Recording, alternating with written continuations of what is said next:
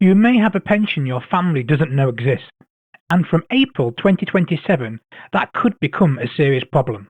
Because a forgotten pension doesn't vanish. It may still need to be found, valued, reported, and dealt with after you've died. And if nobody knows where it is, who it's with, what it's worth, or who you wanted it to go to, then you haven't left behind a pension plan, you've left behind a mess. So, in this video, I'm going to show you how to find old pensions, what to check before moving them, and why an outdated nomination form could cause chaos for the people you leave behind. Welcome back to Money Under the Microscope, where we make finance clear. Now, this video is part of our ongoing Pension Reckoning 2027 series, so if you're trying to make sense of these up-and-coming rules, you might want to bookmark the full playlist, which I've linked below, to catch up on the rest of the strategy. Right, let's get on with the video.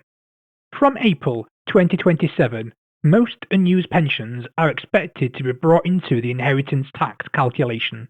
That does not mean every pension will create a tax bill, but it does mean all pension pots may become much more important when someone dies. Before, a forgotten pension was mainly a retirement planning issue. After 2027 though, it could also become an estate admin issue. Someone may have to find it, value it, report it, and work out how it fits into the wider estate. That might be your spouse, children, or your executor. This is not panic, this is preparation.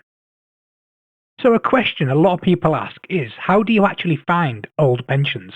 Well, start with your employment history. Write down every employee you can remember, especially jobs where you might have been automatically enrolled into a workplace pension. Then look for clues, old payslips, P60s, pension statements, HR letters, old emails, bank statements showing pension contributions. Another really good tip as well to find an old pension is search your email inbox for specific words like pension, retirement, workplace pension, annual statement, auto-enrollment, or the name of an old employer. You see, because what you're trying to do is build a trail. Then use the government pension tracing service, which I will link below in the description. But understand what it does. It does not tell you exactly what pensions you have. It does not tell you what they're worth. It helps you find contact details for schemes or providers. Once you have the contact details, speak to the provider directly. They will usually need to confirm your identity, things like previous addresses, national insurance number, date of birth, and possibly the employer connected to the scheme. And that's where a vague memory becomes an actual pension record. Once you find an old pension, don't just ask, what's it worth? That matters, but it's only the starting point. With old pensions, the headline value does not always tell the full story. Some are simple pots of money invested in a fund. Others may have valuable features attached. Some older pensions may have protected tax-free cash, meaning you could have a right to take more than the usual 25% tax-free. Some may have guaranteed annuity rates, meaning the provider may have promised a level of retirement income that could be better than what you get elsewhere. Some may have safeguarded benefits. Now, in plain English, that means guarantees, promises, or special features that need to be understood before you make a decision. This is where people make expensive mistakes. They find a pension, see a number, and assume that's all there is to know. It's not. Check the charges. Old does not automatically mean bad, and new does not automatically mean better either. Then check, how is the money invested? Is it sitting in an old default fund? Does it still match your age, risk level, and retirement plans? Don't just find your pensions, audit them. And if you're unsure, seek professional advice. Check out the video where I break down what a good advisor actually looks like, including what happens in a fact find, how your priorities should be identified, and how fees and charges should be explained clearly from the start. You'll find the link in the description below. Once people find several old pensions, the first instinct is usually to tidy everything up. One provider, one login, one statement, one pension pot. And sometimes that can make sense. It can make pensions easier to manage, retirement planning clearer, and life simpler for the people dealing with your estate later. But here is the warning. Tidy is not always better. Simple is not always suitable. If you consolidate blindly, you might lose protected tax-free cash, guaranteed annuity rates, safeguarded benefits, or trigger exit penalties. Or you might move from an old pension plan that was actually decent into a new plan that is not right for you.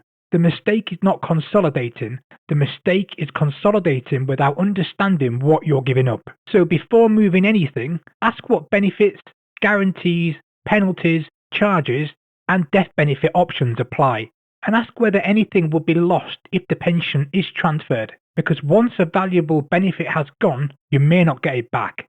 Guys, just a quick interruption. We really hope you like the content we're creating, and as a relatively new channel trying to grow, we would be ever so grateful if you could drop us a like or a comment, or share this with someone who you feel would benefit from this video. And if you want to be notified each time we release a video, please be sure to subscribe to the channel. Let's get back to the video. And then there is the nomination form, or expression of wish form. This tells the pension provider who you would like your pension benefits to go to when you die. And this can become a real problem, because many people filled one in years ago and never looked at it again. It might name an ex-partner, former spouse, a parent who has since died. It might miss out children, grandchildren, a new partner, or someone else you would now want to include. Or there may be no form at all.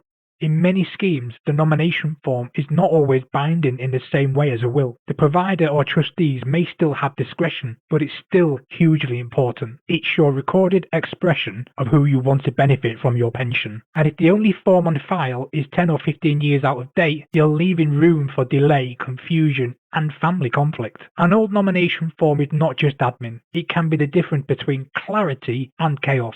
So, when you find an old pension, ask who is nominated. Ask when the form was last updated. Ask whether you can update it online. And make sure it still reflects what you actually want today. Because the pension may be yours, but the mess may be theirs later.